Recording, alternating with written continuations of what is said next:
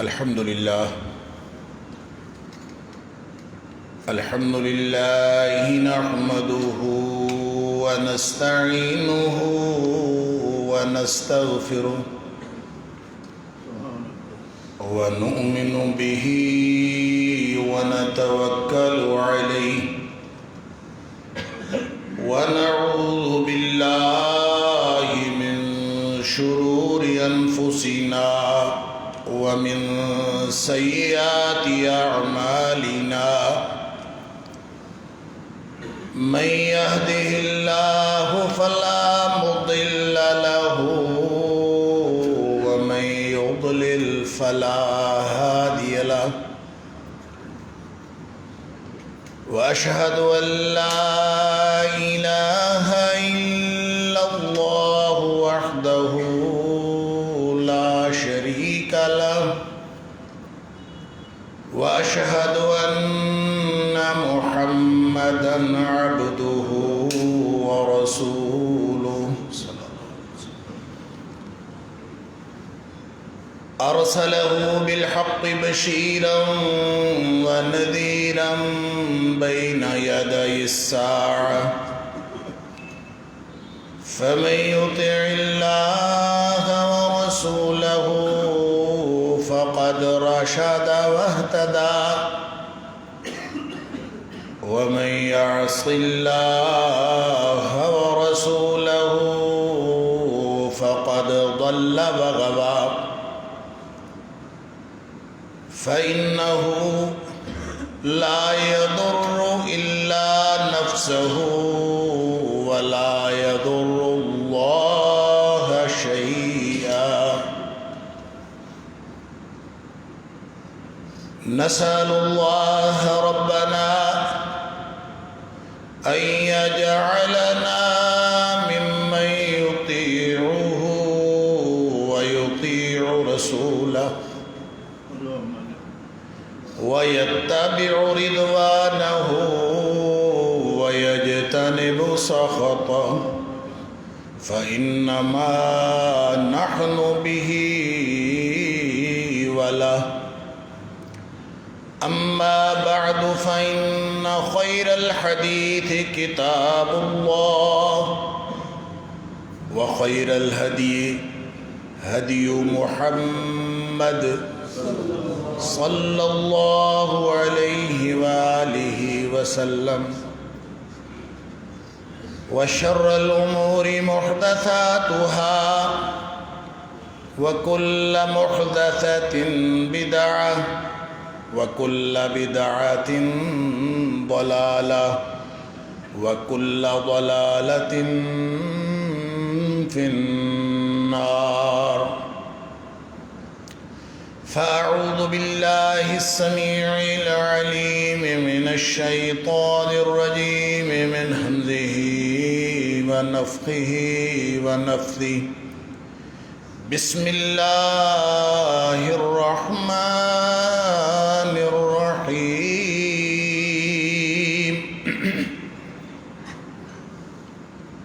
لقد من الله على المؤمنين إذ بعث فيهم رسولا من أنفسهم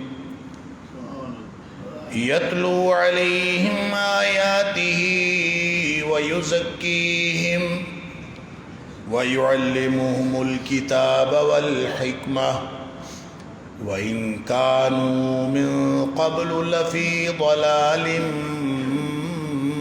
مبين یقیناً اللہ نے احسان فرمایا اہل ایمان کے اوپر جب ان کے اندر انہی میں سے ایک رسول مبعوث فرما دیے. وہ رسول جو اس اللہ کی آیتیں ان کے اوپر تلاوت کرتا ہے اور ان کا تزکیہ کرتا ہے، ان کو پاک کرتا ہے اور ان کو کتاب و حکمت کی تعلیم دیتا ہے. اور یقیناً اس سے پہلے یہ لوگ کھلی گمراہی میں تھے۔ اللہ تعالیٰ نے اہل ایمان پر بالخصوص اور پوری انسانیت پر بالعموم، بلکہ یہ کہنا چاہیے کہ پوری کائنات پر بالعموم اللہ نے یہ احسان فرمایا جب نبی اکرم صلی اللہ علیہ وآلہ وسلم کو مبعوث فرمایا، اس لیے کہ آپ صلی اللہ علیہ وآلہ وسلم صرف اہل ایمان کے رسول نہیں ہیں اور صرف اہل ایمان کے لیے رحمت نہیں ہے۔ قرآن کا یہ بیان کہ وَمَا أَرْسَلْنَاكَ إِلَّا كَافَّةً لِلنَّاسِ، کہ ہم نے آپ کو تمام انسانیت کے لیے بھیجا ہے، اس میں ساری انسانیت شامل ہو جاتی ہے۔ پھر قرآن کا یہ بیان اور اس طرح کے دیگر بیانات کہ تبارک الذی نزل الفرقان علی عبدہ لیکون للعالمین نذیرا، کہ بہت بابرکت ہے وہ ذات جس نے اپنی بندے پر فرقان نازل کیا تاکہ وہ تمام جہانوں کے لیے ڈرانے والا بن جائے۔ پھر اللہ کا یہ فرمان کہ وما ارسلناک الا رحمتا للعالمین، کہ ہم نے آپ کو تمام جہانوں کے لیے رحمت بنا کے بھیجا ہے۔ اور اس طرح کے جتنے بھی قرآن حکیم کے بیانات ہیں ان کا خلاصہ نبی اکرم صلی اللہ علیہ وآلہ وسلم کا وہ فرمان ہے جو مسلم شریف کے اندر موجود ہے، اور نبی اکرم صلی اللہ علیہ وآلہ وسلم نے جس میں فرمایا کہ فضلت علی الانبیاء بست، مجھے دیگر انبیاء پر 6 باتوں میں فوقیت اور فضیلت عطا کی گئی۔ وہ جو 6 باتیں ہیں اس میں ایک بات نبی اکرم صلی اللہ علیہ وسلم نے فرمایا ارسلت الی الخلق کافہ، کہ مجھے تمام مخلوقات کی طرف رسول بنا کر بھیجا گیا۔ اب اس کا مطلب یہ ہے کہ اس کائنات میں 2 ہی تو چیزیں ہیں، ایک اللہ ہے جو خالق ہے، باقی ساری کائنات مخلوق ہے۔ گویا نبی اکرم صلی اللہ علیہ وسلم ایک اللہ کی ذات کو چھوڑ کر باقی ساری کائنات کے نبی۔ جب وہ باقی ساری کائنات کے نبی ہیں تو اس کو اللہ کریم احسان اہل ایمان کے لیے فرما رہا ہے کہ اہل ایمان کے اوپر احسان کیا ہے، حالانکہ یہ احسان ساری کائنات کے اوپر ہے۔ اور پھر ساتھ فرمایا اذ بعث فیہم رسولا من انفسہم، اس احسان کی اور اس احسان جتانے کی نوعیت ذرا مختلف ہے۔ نبی کریم صلی اللہ علیہ وسلم کا ورود مسعود، آپ کی تشریف آوری، آپ کا کسی دھرتی پہ موجود ہونا بہت برکتوں کی بات ہے۔ نبی کریم صلی اللہ علیہ وسلم کا وجود مسعود، آپ جس جگہ پر تشریف فرما ہوں اللہ کافروں پر بھی عذاب نازل نہیں کرتا۔ اللہ تعالیٰ نے امان دی ہے کہ اے اللہ کے رسول صلی اللہ علیہ وسلم ہم عذاب نازل نہیں کرتے، وانت فیہم، جن کے اندر آپ موجود ہوں ان کے اوپر عذاب نازل نہیں کرتے۔ نبی کریم صلی اللہ علیہ وسلم کا وجود مسعود، آپ کی تشریف آوری اس قدر باعث برکت ہے، عذاب ٹل جاتے ہیں۔ آپ رحمت ہیں، وما ارسلناک الا رحمتا للعالمین، صرف مسلمانوں کے لیے نہیں، صرف اہل ایمان کے لیے نہیں، تمام صرف انسانوں کے لیے نہیں، آپ ساری کائنات کے لیے رحمت ہیں۔ لیکن یہاں جو احسان کی نوعیت اللہ کریم نے ارشاد فرمائی وہ اہل ایمان کے لیے فرمائی، اہل ایمان کے اوپر احسان کیا۔ اور اس کی طرف توجہ کی ضرورت ہے کہ اللہ کریم نے یہاں اہل ایمان کا تذکرہ کیوں فرمایا اور اس کے بعد کس چیز کو احسان فرمایا ہے۔ نبی کریم صلی اللہ علیہ وسلم کی تشریف آوری، آپ کا وجود مسعود احسان ہے، وہ باعث برکت ہے۔ اور آج کل آپ دیکھتے ہیں پوری دنیا میں جو نبی اکرم صلی اللہ علیہ وآلہ وسلم کی ناموس پر حملے ہوتے ہیں، مختلف کارنر سے مختلف جو کفار ہیں وہ اپنے خبث باطن کا اظہار کرتے رہتے ہیں مختلف طریقوں سے۔ کبھی سوچا ہے کہ ان بدبختوں کو کیا ملتا ہے کارٹون بنا کے، وہ کیا مقاصد حاصل کرتے ہیں نبی اکرم صلی اللہ علیہ وسلم کی شان میں ہرزہ سرائی کر کے، ان کو تکلیف کیا ہے؟ یہ آج پہلی دفعہ نہیں ہوا، یہ تاریخ کے ہر موڑ پر ایسا ہوتا آیا ہے۔ نبی اکرم صلی اللہ علیہ وآلہ وسلم کی موجودگی میں بھی کفار ہرزہ سرائی کرتے رہے، لہذا یہ کفار مکہ کی سنت ہے۔ جو آج فرانس کے کافر کہیں یا دنیا کے کسی خطے کے کافر یہ حرکت کریں، یہ کفار مکہ کی سنت ہے۔ وہ نبی اکرم صلی اللہ علیہ وسلم کی شان میں وہ بھی گستاخی کرتے تھے۔ کرتے کیوں تھے اور ان کو تکلیف کیا تھی، اس کا ذکر ایک حدیث میں آتا ہے کہ نبی اکرم صلی اللہ علیہ وسلم کے پاس حضرت عباس رضی اللہ تعالیٰ عنہ آئے۔ ترمذی شریف کی روایت ہے اور کتابوں میں بھی ہے، حسن درجے کی روایت۔ مطلب بن ابی وداع رضی اللہ تعالیٰ عنہ اس کے راوی ہیں، وہ فرماتے ہیں جاء عباس الی النبی صلی اللہ علیہ وسلم، حضرت عباس رضی اللہ تعالیٰ عنہ نبی اکرم صلی اللہ علیہ وسلم کے پاس آئے، کأنہ سمع شیئا، ایسے تھا جیسے وہ کچھ سن کے آئے ہیں، کوئی ناگوار بات سنی ہے۔ اور ظاہر ہے کہ دنیا کا کون مومن ہوگا کہ وہ نبی اکرم صلی اللہ علیہ وسلم کے بارے میں ناگوار بات سنے اور اس کو تکلیف نہ پہنچے، یہ کیسے ممکن ہے؟ یہ تو ہمارا ایمان ہے۔ لہذا جس کے دل میں رتی بھر ایمان بھی ہے اس کو بھی تکلیف پہنچتی ہے۔ تو جال عباس الی النبی صلی اللہ علیہ وسلم کا انہ سمع شیئا، کچھ سن کے آئے، آ کے انہوں نے نبی کریم صلی اللہ علیہ وسلم کو گوش گزار کیا۔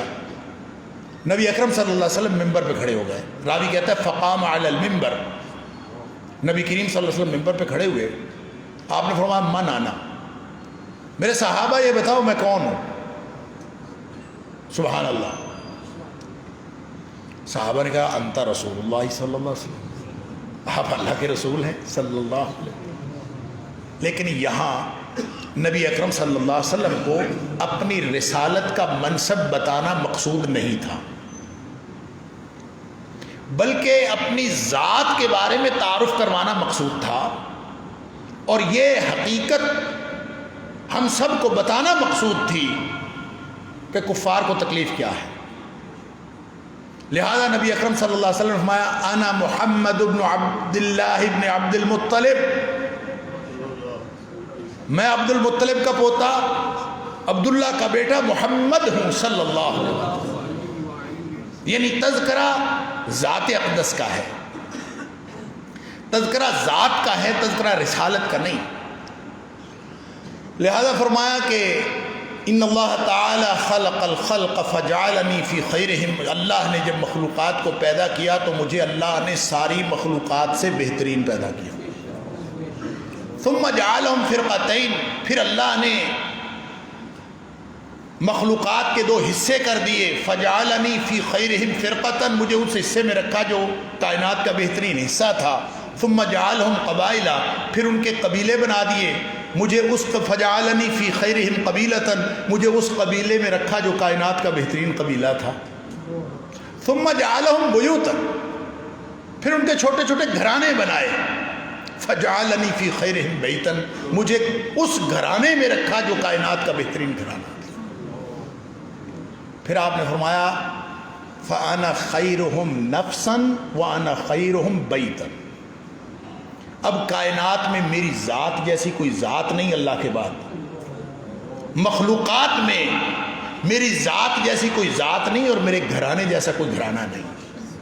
یہ ہے وہ تکلیف جو کفار کو ہے کہ نہ وہ ویسا لا سکیں، نہ ویسی مثال پیش کر سکیں، وہ اپنا خب سے باطن ظاہر کر کے اپنے انتقام کی آگ ٹھنڈی کرتے ہیں اور کچھ بھی نہیں۔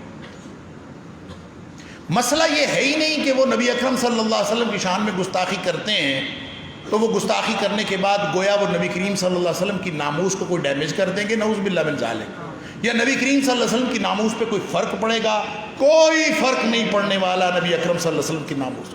ساری دنیا کے کافر اکٹھے ہو جائیں، اپنی زبانیں کھول لیں، اور ساری دنیا کے کافر اخبار، ساری دنیا کا کافر میڈیا کوئی اکٹھا ہو جائے، نبی اکرم صلی اللہ علیہ وسلم کی ناموس تک پہنچنا تو دور کی بات، یہ اپنے منہ پہ تھوکنے والی بات ہے۔ جو چاند کی طرف دیکھ کے تھوکے گا وہ اپنا منہ گدلا کرے گا۔ نبی کریم صلی اللہ علیہ وسلم کی ذات کو وہ اتنی بلند ہے جس کو اللہ فرمائے ورفعنا لک ذکرک، پھر اس کے ساتھ خود اللہ نے حفاظت کا ذمہ لیا ہے، واللہ یعصمک من الناس، لوگوں کی ہر طرح کی حرکتوں سے ہم حفاظت کریں گے آپ کی.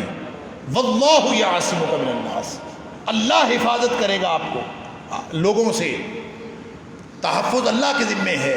اور پھر انا کفیناک المستہزئین، اے حبیب صلی اللہ علیہ وسلم یہ جتنے بھی استہزاء کرنے والے ہیں ان کو سزا دینے کے لیے، آپ کی طرف سے جواب دینے کے لیے ہم کافی. اللہ اکبر. ہم امتی، میں اور آپ جو نبی کریم صلی اللہ علیہ وسلم کی شان میں ہرزہ سرائی سے تکلیف محسوس کرتے ہیں، ہم نکلتے ہیں ناموس رسالت کے تحفظ کے لیے. ہم کون، ہم کس باغ کی مولی ہیں؟ نبی اکرم صلی اللہ علیہ وسلم کی ناموس تو اس قدر بلند ہے، میں اور آپ کیسے ناموس کی حفاظت کر سکتے ہیں جس کی حفاظت کا ذمہ خود اللہ نے لیا ہے؟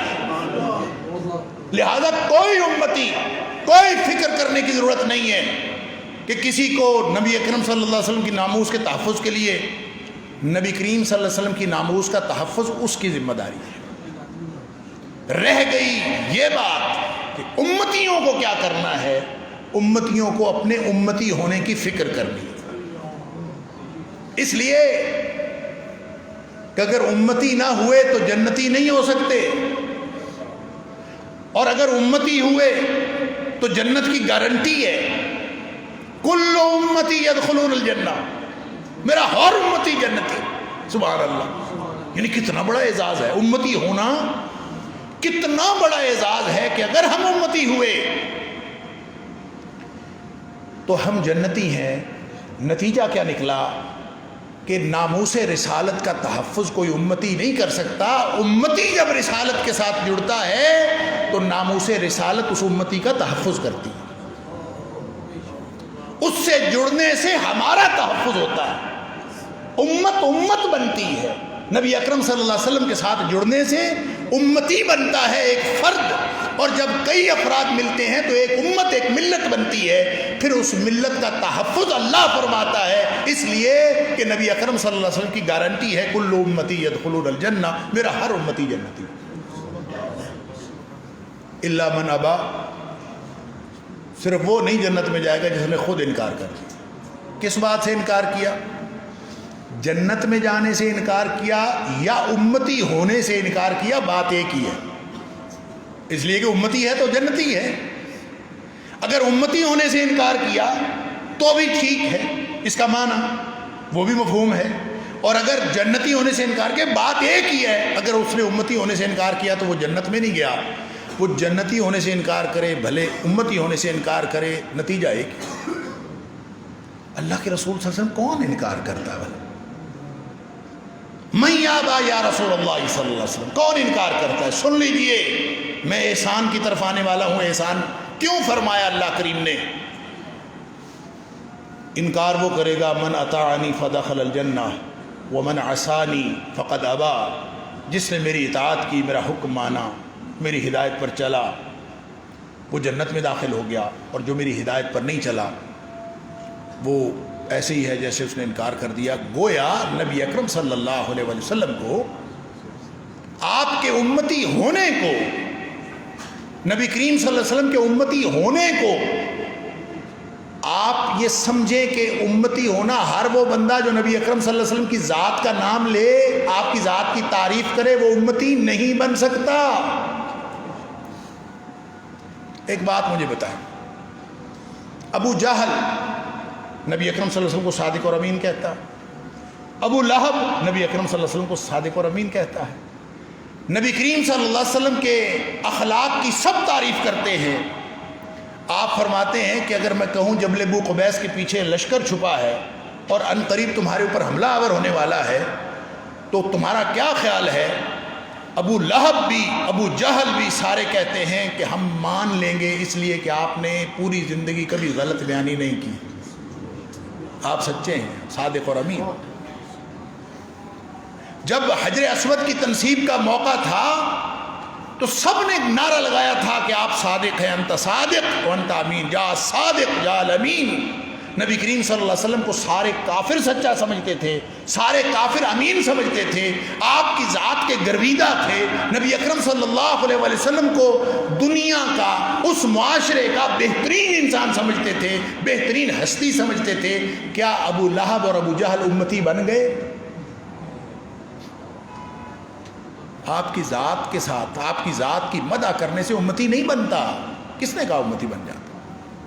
دور جدید کا کافر مائیکل ہارٹ دی 100 نام کی ایک کتاب لکھتا ہے، اور کتاب لکھتے ہوئے وہ کہتا ہے کہ تاریخ انسانی میں جب سے انسانی تاریخ شروع ہوئی ہے، کوئی شخصیت اتنی با اثر نہیں ہوئی جتنی محمد کریم صلی اللہ علیہ وسلم با اثر ہوئی۔ اس نے با اثر شخصیات، دنیا کی بہترین شخصیات کی فہرست بنائی 100 لوگوں کی، اور اس نے پہلے نمبر پر نبی اکرم صلی اللہ علیہ وسلم کو رکھا۔ امتی بن گیا، اتنی تعریف کی اس نے، امتی ہو گیا۔ مائیکل ہارٹ امتی ہے؟ نہیں ہے۔ کیوں نہیں ہے؟ وہ ذات کی جتنی مرضی تعریف کرے، ذات کی تعریف کرنے سے امتی نہیں بنتا۔ کیرن آرمسٹرانگ کا نام سنا ہوگا طلباء نے، آج کے دور میں کوئی غیر معروف نام نہیں رہا۔ بہت ساری کتابیں اسلام کے اوپر لکھی ہیں اس خاتون نے، خاتون ہے کیرن آرمسٹرانگ، خاتون۔ سیرت کے اوپر 2 کتابیں لکھی، اندازہ کریں۔ ہم مسلمان ہیں، ہم میں سے اکثریت نے ایک بھی کتاب نہیں لکھی، وہ 2 لکھتی ہیں۔ اور ایک تو اس نے نبی اکرم صلی اللہ علیہ وسلم کی حیات طیبہ پہ عمومی بات لکھی، دوسری جو اس نے کتاب لکھی ہے 2006 میں چھپی، Muhammad the prophet of our times, اس میں وہ ثابت کرتی ہے کہ نبی کریم صلی اللہ علیہ وسلم پچھلے دور کے نبی نہیں ہیں، آج کے دور کے نبی ہیں۔ امتی بن گئی؟ نہیں بنی۔ وہ 10 کتابیں اور بھی لکھ لے، سکھوں نے لکھی، ہندوؤں نے لکھی، عیسائیوں نے لکھی، یہودیوں نے لکھی۔ نبی اکرم صلی اللہ علیہ وسلم کی سیرت پر جتنا لکھا گیا ہے کائنات میں، اس موضوع پر آج تک اتنا نہیں لکھا گیا۔ لیکن نبی اکرم صلی اللہ علیہ وسلم کو صادق اور امین کہنے سے، آپ کی ذات کی مدح کرنے سے، نہ قدیم دور کا کوئی کافر امتی بنا، نہ جدید دور کا کوئی کافر امتی بن سکتا ہے۔ اب آئیے اس آیت کو ذرا غور سے پڑھیں۔ لقد من اللہ علی المؤمنین، ایمان لانے والے۔ ایمان کا معنی ہوتا ہے مان لینا، جنہوں نے نبی کریم صلی اللہ علیہ وسلم کی بات مان لی۔ آپ نے جب فرمایا کہ جبل ابو قبیس کے پیچھے لشکر چھپا ہو، میں اگر یہ خبر دوں تو کیا خیال ہے؟ سب ماننے کے لیے تیار۔ جب رسالت کی خبر دی تو نہ ابو لہب مانتا ہے، نہ ابو جہل مانتا ہے۔ وہی زبان اقدس ہے، وہی موقع ہے، وہی صادق اور امین ہے۔ تو اللہ فرماتا ہے احسان کیا ماننے والوں پر، جنہوں نے نبی کریم صلی اللہ علیہ وسلم کی بات مان لی۔ اور ماننے کا مطلب پتہ کیا ہوتا ہے؟ ماننے کا مطلب یہ ہوتا ہے کہ بس یہ پتہ چل جائے کہ یہ فرمان نبی اکرم صلی اللہ علیہ وسلم کا ہے، بس اس کے بعد سر تسلیم خم ہو۔ عقل مانے یا نہ مانے، آپ کی کیلکولیشن، آپ کا علم، آپ کی سائنس، سادہ سی بات ہے۔ ایمان ساری کلامی ویسے چھوڑ دیں، سادہ سی بات ہے۔ جس نے نبی کریم صلی اللہ علیہ وسلم کی ہر بات مان لی وہ مومن ہے، جس نے نہیں مانی، ہم مانتے ہیں لیکن کہتے ہیں ہم سے ہوتا نہیں ہے۔ غلط، ٹھیک، میرے سے نہیں ہوتا۔ سنا ہے نا، سنا کے دیکھ لیں لوگوں کو حدیث، وہ کہا ہاں حدیث تو ٹھیک، پر میرے حالات مجھے اجازت نہیں دیتے۔ اللہ فرماتا ہے فَلْيَحْذَرِ الَّذِينَ يُخَالِفُونَ عَنْ أَمْرِهِ أَن تُصِيبَهُمْ فِتْنَةٌ أَوْ يُصِيبَهُمْ عَذَابٌ أَلِيمٌ۔ نبی کریم صلی اللہ علیہ وسلم کی مخالفت کرتے ہو اور بہانے بناتے ہو۔ قَدْ يَعْلَمُ اللَّهُ الَّذِينَ يَتَسَلَّلُونَ مِنْكُمْ لِوَاذًا، اللہ خوب جانتا ہے تم میں سے کون کون بہانے بنا کر کھسک جاتا ہے، آنکھ بچا کر کوئی ادھر کھسکتا ہے، کوئی ادھر کھسکتا ہے۔ نبی کریم صلی اللہ علیہ وسلم کا فرمان سنا، کوئی ادھر کھسک گیا، کوئی ادھر، ہے پھر بھی امتی کا امتی۔ نبی کریم صلی اللہ علیہ وسلم کی ایک بات نہ مانے، آپ کی حیات طیبہ کی ایک رمق زندگی بھی نہ ہو، حلیہ نبی کریم صلی اللہ علیہ وسلم جیسا بنانا پسند نہ ہو، اور ہماری بیٹیاں اور ہماری مائیں اور ہماری بہنیں، ان کو نبی اکرم صلی اللہ علیہ وسلم کی عزت مآب صاحبزادیوں اور نبی اکرم صلی اللہ علیہ وسلم کی عزت مآب ازواج مطہرات جیسا بننا پسند نہ ہو، پھر بھی ہم امتی کی امتی، جس سے مرضی پوچھو سارے امتی۔ سن لیجئے، اللہ فرماتا ہے لقد من اللہ علی المؤمنین، اصل احسان جو اللہ نے کیا ہے وہ اہل ایمان کے اوپر کیا ہے جنہوں نے مان لیا۔ صدیق اکبر کو رضی اللہ تعالیٰ عنہ کو واقعہ معراج کی خبر کافر نے دی تھی، ابو جہل نے، دشمن رسول نے۔ تو حضرت ابوبکر صدیق رضی اللہ تعالیٰ عنہ کا پہلا ریئیکشن یہی تھا کہ ایسے کیسے ہو سکتا ہے۔ جب اس نے کہا کہ میں خود سن کے آیا، وہ کہہ رہا ہے، مسجد میں بیٹھا ہے، بتا رہا ہے خود، نبی اکرم صلی اللہ علیہ وسلم تیرے دوست محمد کریم صلی اللہ علیہ وسلم خود بتا رہے ہیں۔ ان کا اچھا، نبی اکرم صلی اللہ علیہ وسلم نے یہ بات اگر کہی ہے تو پھر ایسے ہو گیا۔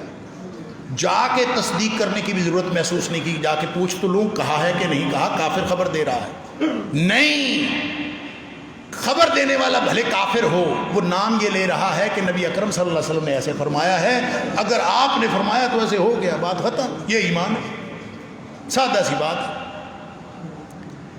وہ ایک دفعہ نبی اکرم صلی اللہ علیہ وسلم کوئی پرانے زمانے کی کہانی سنا رہے تھے، یہ واقعہ بھی بخاری شریف کے اندر موجود ہے۔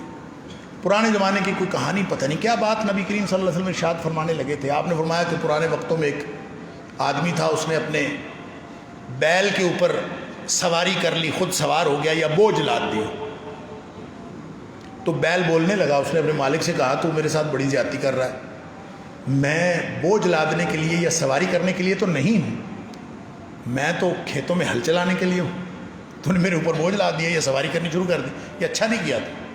بیل نے مالک سے کہا، یہ فرما رہے ہیں نبی اکرم صلی اللہ علیہ وسلم۔ ایک آدمی بولا محفل سے، اللہ کے رسول صلی اللہ علیہ وسلم کبھی بیل بھی بولا، کبھی بیل نے بھی باتیں کی؟ اللہ اکبر۔ نبی اکرم صلی اللہ علیہ وسلم نے فرمایا انا اؤمن بہ و ابو بکر و عمر، اس پر میرا بھی ایمان ہے، ابو بکر کا بھی ایمان ہے اور عمر کا بھی ایمان ہے۔ پوچھنا ہے تو ابو بکر سے پوچھ لو، عمر سے پوچھ لو بیل بولا ہے کہ نہیں بولا۔ دلیل کوئی نہیں دی بیل بول سکتا ہے کہ نہیں، یہ نہیں فرمایا کہ اللہ جس بیل کو طاقت دے دے وہ بول سکتا ہے، دلیل نہیں دی۔ ایمان سمجھایا، ایمان سمجھایا۔ کیا مطلب؟ کہ نبی کریم صلی اللہ علیہ وسلم جب فرما رہے ہو نا کہ بیل بولا ہے، تو ایمان کا تقاضا یہ ہے کہ تاریخ انسانی میں، علوم کی تاریخ میں ایک بھی واقعہ رپورٹ نہ ہوا ہو کہ حضرت آدم علیہ السلام سے لے کر آج تک کبھی بیل نے باتیں کی ہیں یا بیل باتیں کر سکتا ہے، ایک بھی واقعہ رپورٹ نہ ہوا ہو۔ ساری تاریخ خلاف ہو، ساری سائنس خلاف ہو، سارے علوم خلاف ہوں، لیکن زبان اقدس نبی اکرم صلی اللہ علیہ وسلم کی ہو، تو ایمان کا تقاضا یہ ہے کہ تاریخ بھی غلط، سائنس بھی غلط، علوم بھی غلط، نبی اکرم صلی اللہ علیہ وسلم کی بات سچی۔ اگر آپ فرما رہے ہیں بیل بولا ہے تو دنیا میں کسی کو بھی نہ پتا ہو تو بھی بیل بولا۔ نبی کریم صلی اللہ علیہ وسلم فرما دے دیواریں بولتی ہیں تو کبھی کسی نے آواز نہ سنی ہو، لیکن ایمان کا تقاضا یہ ہے کہ دیواریں بولتی ہیں۔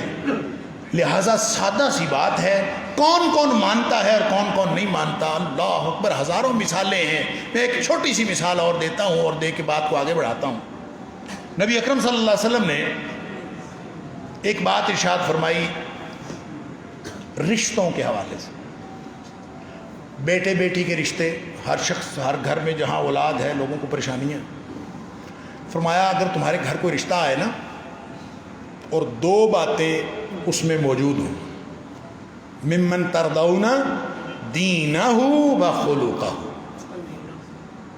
دو باتیں اس میں اچھی ہیں، ایک تو اس کا دین ٹھیک ہے، ایک اس کا اخلاق ٹھیک ہے، اس کے اخلاق اور دین پر تمہیں کوئی اعتراض نہیں ہے، دو باتیں بس، نہ روزگار، نہ جاب، نہ قد کاٹ، نہ خوبصورتی، نہ حسب نسب، ممن ترضون دینہ و خلقہ، دو باتیں ہیں بس۔ اگر یہ دونوں موجود ہیں تو حکم ہے نبی اکرم صلی اللہ علیہ وسلم کا، آپ کا فرمان ذیشان ہے فزوجو، اب تمہارا کام یہ ہے شادی کر دو۔ یہ یہاں تک بھی بات رہتی تو شاید ہماری تباہی نہ آتی۔ فرمایا وَإِلَّا تَفْعَلُوهُ، اگر تم یہ نہیں کرو گے، اگر یہ نہیں کرو گے، تَكُنْ فِتْنَةٌ فِي الْأَرْضِ وَفَسَادٌ عَرِيضٌ، زمین میں بگاڑ پیدا ہو جائے گا، زمین میں فتنہ پھیل جائے گا۔ تکن فتنۃ فی الارض وفساد عریض، اور اتنے لمبے چوڑے پیمانے پر بگاڑ پیدا ہوگا کہ تم کبھی سمیٹ نہیں سکو گے۔ تو آپ دیکھ لیجئے کیا مولوی اور کیا غیر مولوی، کیا پڑھے لکھے کیا ان پڑھ، ہر گھر میں دیکھ لیجئے کیا یہ دو باتیں جو نبی کریم صلی اللہ علیہ وسلم نے فرمائی، ہمارا فوکس ان دو باتوں پر ہے؟ اگر ہے تو امتی ہیں الحمدللہ، اور اگر نہیں ہے تو فکر کریں بھائی، قیامت والے دن نبی اکرم صلی اللہ علیہ وسلم نے ایسے لوگوں سے ڈس اون کر دینا ہے۔ آپ نے قیامت والے دن بتا دینا ہے کہ یہ میرے امتی کوئی نہیں ہے۔ اللہ اکبر۔ اب سن لیجئے، لقد من اللہ علی المؤمنین اذ بعث فیہم رسولا من انفسہم، یقیناً اللہ نے احسان کیا۔ کب؟ کب؟ اور کیا ہے؟ علماء سے پوچھئے، وقت کی حد فاصل کو ظاہر کرتا ہے۔ اس وقت احسان ہوا جب کیا ہوا؟ اذ بعث فیہم رسولا من انفسہم، جب نبی کریم صلی اللہ علیہ وسلم بطور رسول مبعوث ہوئے، تو یہ ہے اصل میں احسان، یہ وقت کی حد فاصل ہے۔ اور پھر وَإِن كَانُوا مِن قَبْلُ لَفِي ضَلَالٍ مُبِينٍ، آپ تشریف لائے، ہدایت آ گئی، پہلے یقیناً گمراہی تھی، آپ تشریف لائے، روشنی آ گئی، پہلے یقیناً اندھیرا تھا، آپ تشریف لائے، عظمتیں اور رفتیں عطا ہوئیں، اس سے پہلے گہرائیاں تھیں، پستیاں تھیں، اب اللہ نے انسانیت کو اٹھا دیا۔ وَإِن كَانُوا مِن قَبْلُ لَفِي ضَلَالٍ مُبِينٍ إِذْ بَعَثَ فِيهِمْ رَسُولًا مِّنْ أَنفُسِهِمْ، بس یہ وقت کی حد فاصل ہے۔ نبی کریم صلی اللہ علیہ وسلم جو کچھ لے کے آئے وہ ہدایت کا سامان ہے۔ اگر اس سے پہلے کی بات دیکھیں تو گمراہیاں ہیں، بعد کی بات دیکھیں تو جو چیز نبی کریم صلی اللہ علیہ وسلم کی لائی ہوئی ہدایت کے ساتھ جڑی ہے وہ ہدایت ہے، اور جو نہیں جڑی وہ پھر گمراہی ہے۔ جو جڑی ہے وہ ہدایت، جو نہیں جڑی وہ گمراہی۔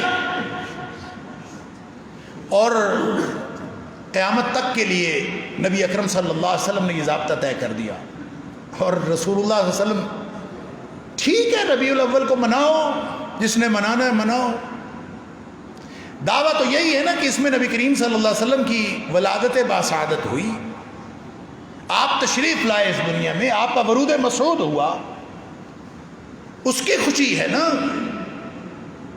اذ بعث فیہم رسولا من انفسہم، اللہ احسان اس کو فرما رہا ہے جب آپ رسول بنے۔ اور آپ کب بنے؟ بچے سے پوچھ لیجئے، سب بتاتے ہیں عمر نبوت 40 برس ہے۔ عمر نبوت کیا ہے؟ نبی کریم صلی اللہ علیہ وسلم جب نبی بنے تھے، جب اطلاع ملی تھی، عمر نبوت عمر مبارک 40 برس تھی۔ مہینہ کون سا تھا؟ رمضان المبارک کا تھا۔ رات کون سی تھی؟ لیلۃ القدر تھی۔ لہذا لیلۃ القدر کو تو نبی اکرم صلی اللہ علیہ وسلم نے منانے کا حکم دیا ہے۔ آپ نے منانے کا حکم دیا ہے کہ نہیں دیا؟ آپ نے فرمایا 5 طاق راتوں میں تلاش کرو، انہی میں سے ہے، 5 راتوں میں تلاش کرو۔ نبی اکرم صلی اللہ علیہ وآلہ وسلم کی بطور رسول منصب رسالت پر ایمان رکھنے سے امتی بنتا ہے، آپ کی لائی ہوئی ہدایت پر عمل کرنے سے۔ مسلم شریف کی حدیث ہے، آپ نے فرمایا لا یسمع، قسم اٹھا کے فرمایا والذی نفس محمد بیدہ صلی اللہ علیہ وسلم، اس ذات کی قسم جس کے قبضہ قدرت میں محمد کریم صلی اللہ علیہ وسلم کی جان، اس ذات کی قسم، لا یسمع بی، احد من هذه الامہ، میرے بارے میں کسی نے بھی سن لیا اس امت میں سے، یہودی ولا نصرانی، چاہے وہ امت اجابت میں سے ہو چاہے امت دعوت میں سے۔ نبی اکرم صلی اللہ علیہ وسلم جب اس دنیا میں تشریف لے آئے نا، آپ کی رسالت کا اعلان ہو گیا، اذ بعث فیہم رسولا۔ اب اس کے بعد قیامت تک آنے والی ہر امت اور ہر انسان، ہر فرد، وہ نبی کریم صلی اللہ علیہ وسلم کی امت دعوت میں شامل ہے، کہ اس کو دعوت پہنچتی رہے۔ آپ نے پہنچائی، جس تک پہنچائی، باقی آپ ڈیوٹی لگا گئے، فَلْيُبَلِّغِ الشَّاهِدُ الْغَائِبَ، کہ جو موجود ہیں وہ ان تک پہنچا دیں جو غیر موجود ہیں۔ آج اگر دنیا تک نبی اکرم صلی اللہ علیہ وسلم کی دعوت نہیں پہنچتی تو یہ قصور نبی اکرم صلی اللہ علیہ وسلم کی رسالت کا نہیں، ہمارے امتی ہونے کا قصور ہے، ہمارا امتیوں کا قصور ہے کہ ہم نے دعوت جو ہے نبی اکرم صلی اللہ علیہ وسلم کی آگے نہیں پہنچائی۔ نبی کریم صلی اللہ علیہ وسلم وہ ڈیوٹی امتیوں کی لگا گئے۔ اللہ اکبر۔ لہذا وہ امت دعوت اور جنہوں نے مان لیا وہ امت اجابت۔ آپ فرماتے ہیں لا یسمع بی احد من هذه الامہ، اس امت کا چاہے امت اجابت والے تو مان گئے نا، تو جو نہیں مانے، چاہے یہودی ہو چاہے عیسائی ہو، وہ جتنا مرضی نیک ہو، وہ اپنے آپ کو جتنا مرضی وہ پارسا کہے، جو مرضی کرتا رہے پھرے، پھر اگر وہ مر گیا، اس نے سن لیا تھا، اس کے کان میں بات پڑ گئی تھی کہ نبی اکرم صلی اللہ علیہ وسلم تشریف لے آئے، اس کو پتہ چل گیا تھا، آپ کی رسالت کا علم ہو گیا تھا، پھر وہ مرا، ثم یموت یوم یموت، جس دن مرنا تھا اپنی موت قضاء الہی سے موت مرا، لیکن اس حال میں مرا کہ وَلَمْ يُؤْمِنْ بِمَا أُرْسِلْتُ بِهِ، جو مجھے دے کے بھیجا گیا ہے، رسالت جو میں لے کے آیا ہوں، اس پر وہ ایمان نہیں رکھتا تھا۔ اگر وہ اس پر ایمان نہیں رکھتا تھا، میری ذات کو بھلے مانتا ہو، اگر وہ اس پر ایمان نہیں رکھتا تھا، الا کان من اصحاب النار، وہ جہنمی ہوگا۔ اللہ اکبر۔ لہٰذا نبی اکرم صلی اللہ علیہ وسلم جو لے کے آئے اس پر ایمان رکھنا ضروری ہے، پھر امتی بنتا ہے۔ اور آپ کیا لے کے آئے؟ هو الذی ارسل رسولہ بالہدی ودین الحق، هو الذی ارسل رسولہ بالہدی ودین الحق، آپ دین حق لے کے آئے اور ہدایت لے کے آئے۔ لہٰذا ہر وہ شخص جو مدینہ طیبہ سے نکلنے والی ہدایت نبی اکرم صلی اللہ علیہ وسلم کی عطا کی ہوئی ہدایت کے ساتھ جڑا ہے، وہ امتی ہے، اور جو ما قبل کی یا ما بعد کی کسی بھی گمراہی میں پھنسا ہے وہ امتی نہیں ہے۔ اب سن لیجئے، دور جدید میں ہمارے دور کو نبی اکرم صلی اللہ علیہ وسلم نے کیا فرمایا ہے، آپ تعین کر لیجئے، ہم کوئی حتمی تعین تو کر نہیں سکتے یہ کون سا دور ہے، لیکن حضرت حذیفہ رضی اللہ تعالیٰ عنہ کی بتائی ہوئی جو تفصیل ہے اس کو سمجھنے کی کوشش کر لیں ہم، اور میں بات اپنی مکمل کروں، اللہ تعالیٰ ہم سب کو سمجھنے کی توفیق عطا فرمائے۔ کہ حضرت حذیفہ رضی اللہ تعالیٰ عنہ والی وہ حدیث جو بخاری مسلم میں لمبی حدیث ہے کہ میں شر کے بارے میں پوچھا کرتا تھا، لوگ خیر کے بارے میں پوچھا کرتے تھے، اللہ کے رسول صلی اللہ علیہ وسلم پہلے شر تھا، آپ تشریف لائے، اللہ نے خیر فرما دی۔ کیا اس کے بعد کوئی شر ہے؟ فرمایا ہے۔ کیا اس کے بعد کوئی خیر ہے؟ فرمایا ہاں، خیر کا دور پھر ہے، لیکن ہے تھوڑا سا گڑبڑ والا خیر، فیہ دخن، اس میں دھواں ہے، دھندلکا ہے، کنفیوژن ہے، ابہام ہے۔ صحابہ حیران ہو گئے، خیر ہے تو پھر ابہام کیسا؟ خیر ہے تو دھندلکا کیسا؟ خیر ہے تو کنفیوژن کیسا؟ ما دخنہ یا رسول اللہ صلی اللہ علیہ وسلم، اس دور کا دخن کیا ہے، کیا کنفیوژن، کیا ابہام؟ فرمایا ابہام یہ ہے کہ ائمۃ یہدون، ائمہ ہوں گے، پیشوا ہوں گے، پیشوائی ہو رہی ہوگی، جلسے ہو رہے ہوں گے، جمعے پڑھائے جا رہے ہوں گے، پارٹیاں موجود ہوں گی، لیڈر موجود ہوں گے، ائمۃ یہدون، پیشوا پیشوائی کر رہے ہوں گے، رہنما رہنمائی کر رہے ہوں گے، بغیر ہدی، لیکن وہ میری لائی ہوئی ہدایت نہیں ہوگی۔ یہ ہے اس دور کا فتنہ، یہ ہے اس دور کی۔ اب آپ میں ہم خود دیکھ لیں کہ ہم ابہام والے خیر میں ہیں، یا پھر اس کے بعد نبی کریم صلی اللہ علیہ وسلم شر بھی ہے اس کے بعد۔ اور اگر یہ شر کا دور ہے تو اس کے بارے میں تو آپ نے فرما دیا دعاتن الی ابواب جہنم، کہ وہاں تو وہ پیشوا جو ہیں وہ جہنم کے دروازوں کی طرف بلا رہے ہوں گے، اور جس نے ان کی آواز پر لبیک کہا قذفوہ فیہا، وہ اس میں اس کو پھینک دیں گے۔ اللہ اکبر! ہم ابہام والے خیر کے دور میں ہیں یا اس کے بعد والے شر کے دور میں ہیں، اللہ جانتا ہے، لیکن نتیجہ اور حال اور حل ایک ہی ہے کہ ہم نبی کریم صلی اللہ علیہ وسلم کی لائی ہوئی ہدایت کے ساتھ جڑ جائیں، ان ہدایات کو، ان رہنمائیوں کو، ان نظریات کو۔ مصیبت تو یہ ہے کہ وہ نظریات ختم کیسے ہوں، وہ کون رہنمائی دے، کیسے دے؟ وہ کہتے ہیں جی تعلیمی نظام، تعلیمی ادارے ہوتے ہیں جو کسی قوم کی سمت کا تعین کرتے ہیں۔ اللہ اکبر! ایک دوسری حدیث میں سن لیجئے، نبی اکرم صلی اللہ علیہ وسلم نے ان من اقتراب الساعہ، آپ نے فرمایا قرب قیامت کی نشانیوں میں سے یہ بھی ہے ان تودع الاخیار وترفع الاشرار، بدترین لوگ جو ہیں وہ اوپر آ جائیں گے، جو معاشرے کے بہترین لوگ ہیں وہ نکو بنا دیے جائیں گے۔ وَيُفْتَحَ الْقَوْلُ وَيُخْزَنَ الْعَمَلُ، اس دور میں باتیں کرنے والے بہت ہوں گے، عمل کرنے والا کوئی نہیں ہوگا۔ یفتح القول، اندازہ تو کریں، ہر بندہ یوٹیوب چینل، ہر بندہ فیس بک، ہر بندہ درس، ہر بندہ درس قرآن، درس حدیث، رہنما بہت ہیں، عمل کرنے والا کوئی نہیں۔ یخزن العمل، عمل لپٹ گیا۔ یفتح القول، باتیں عام ہو گئیں۔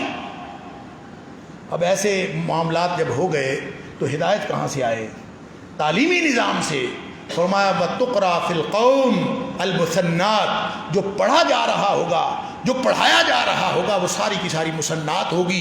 وَلَيْسَ فِيهِمْ أَحَدٌ يُنْكِرُهَا، ان میں سے کوئی ایک بھی بندہ اٹھ کے یہ کہنے والا بھی نہیں ہوگا کہ بندے کے پتروں کیا پڑھ رہے ہو، یہ کیا کر رہے ہو، یہ کہنے والا بھی کوئی نہیں ہوگا۔ اٹھ کے یہی کہہ دے يُنْكِرُهَا، اس کے خلاف کوئی آواز ہی بلند کر دے، وہ بھی نہیں ہوگا۔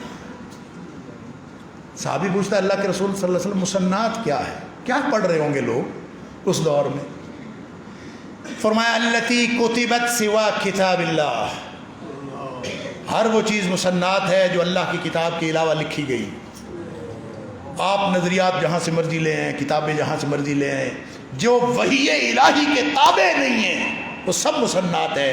کبھی ہدایت نہیں مل سکتی، کبھی راہ راست پہ امت نہیں آ سکتی ہے راہ راست پہ تو صرف ایک ہی طریقہ ہے کہ محمد کریم صلی اللہ علیہ وسلم کی لائی ہوئی ہدایت پر ایمان لا کے اسی کے مطابق زندگیاں گزارنے کی کوشش شروع کر دی جائے، یہ ایک ہی طریقہ ہے۔ وگرنہ قیامت والے دن آپ سب نے وہ حدیث سنی ہوئی ہے کہ نبی کریم صلی اللہ علیہ وسلم فرمایا حوض کوثر میں پانی پلا رہا ہوں گا، لوگ آ رہے ہوں گے گروہ در گروہ، ایک گروہ کو روک لیا جائے گا۔ صحابی پوچھتا ہے اللہ کے رسول صلی اللہ علیہ وسلم کیسے پہچانیں گے کہ ہم آپ کی امت ہیں؟ امت کو کیسے پہچانیں گے؟ 1,24,000 نبیوں کی امتیں ہوں گی، آپ کیسے پہچانیں گے کہ یہ میری امت؟ فرمایا میری امت قیامت والے دن ایک ایسی نشانی رکھے گی جو کسی اور امت میں نہیں ہوگی۔ وہ کیا ہے کہ میری امت کے اعضائے وضو روشن ہوں گے، غرم محجلین من آثار الوضو، دونوں ہاتھ، دونوں پاؤں اور چہرہ روشن ہوگا، میں اس سے پہچان لوں گا کہ میری امت ہے۔ خاطر جمع رکھیے امتی ہونے کا دعویٰ کرنے والوں، جو نماز نہیں پڑھتا وہ تو ویسے ہی امت سے خارج ہے، نہ اس کے اندر وہ، نہ اس کے اعضائے وضو دھلے 5 وقت، نہ نبی اکرم صلی اللہ علیہ وسلم، نہ اس کے اندر وہ نشانی ہو اور نہ نبی کریم صلی اللہ علیہ وسلم پہچان، وہ تو امت سے ویسے خارج ہو۔ رہ گئے وہ جو نمازی، وہ بھی خاطر جمع رکھیں۔ نبی کریم صلی اللہ علیہ وسلم فرمایا قرآن کہتا ہے فویل للمصلین، نمازیوں کے لیے بھی جہنم ہے۔ اور نبی کریم صلی اللہ علیہ وسلم فرماتے ہیں وہ جو آئیں گے نا، ایک حدیث میں آتا ہے حتی اذا عرفتہم ویعرفوننی، میں ان کو پہچان لوں گا وہ مجھے پہچان لیں گے۔ اس کا مطلب ہے نمازی ہوں گے، نبی کریم صلی اللہ علیہ وسلم تبھی تو پہچانیں گے۔ حتی اذا عرفتہم، میں ان کو پہچان لوں گا، وَيَعْرِفُونَنِي، وہ مجھے پہچانتے ہوں گے، لیکن اس کے باوجود فرشتے روک لیں گے کہ یہ آپ کی امت نہیں ہے۔ میں کہوں گا کیوں امت نہیں ہے؟ إِنَّكَ لَا تَدْرِي مَا أَحْدَثُوا بَعْدَكَ، اے حبیب صلی اللہ علیہ وسلم آپ کو معلوم نہیں ہے کہ آپ کی تشریف لے جانے کے بعد انہوں نے دین میں کیا کیا تبدیلیاں کر لی تھیں۔ یہ ہدایت اور رہنمائی مدینے سے نہیں لیتے تھے، ان کا منہ کسی اور طرف ہوتا تھا۔ میں کہہ دوں گا سحقاً سحقاً، ان کو دور لے جاؤ، دور لے جاؤ۔ اور ان کو گھسیٹ کر جہنم میں پھینک دیا جائے گا، گویا نشانی ہونے کے باوجود، نمازی ہونے کے باوجود نبی کریم صلی اللہ علیہ وسلم ڈس اون کر دیں گے، دستبرداری کا اعلان کر دیں، میرے امتی ہیں ہی نہیں۔ اللہ۔ اور آخری حدیث سن لیجئے، ہو سکتا ہے کہ یہ حدیث میرے اور آپ کے قلب و جگر کو پھاڑ کر اندر اثر کرے۔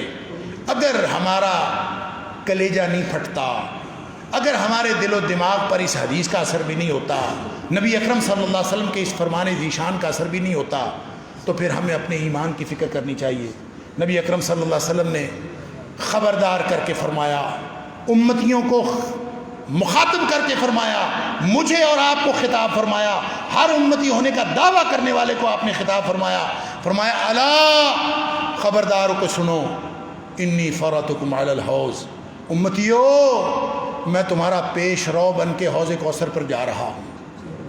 فرط عربی زبان میں اس شخص کو کہتے ہیں، اس فرد کو یا اس جتھے کو کہتے ہیں جو قافلے کے چلنے سے پہلے چلا جاتا ہے اور جا کے وہ انتظامات کرتا ہے، قافلہ کہاں سے جائے گا، رستہ کہاں سے ہوگا، پڑاؤ کہاں کہے گا، ایندھن کہاں سے لے گا، پانی کہاں سے لے گا، جو انتظامات کرنے کے لیے آگے فرد یا جتھا بھیجا جاتا ہے اس کو فرد کہتے ہیں۔ نبی اکرم صلی اللہ علیہ وسلم فرما رہے ہیں، امتیو میں تمہارا فرد بن کے حوض کوثر پر جا رہا ہوں۔ اللہ اکبر، انظرکم، امتیو میں وہاں تمہارا انتظار کروں گا۔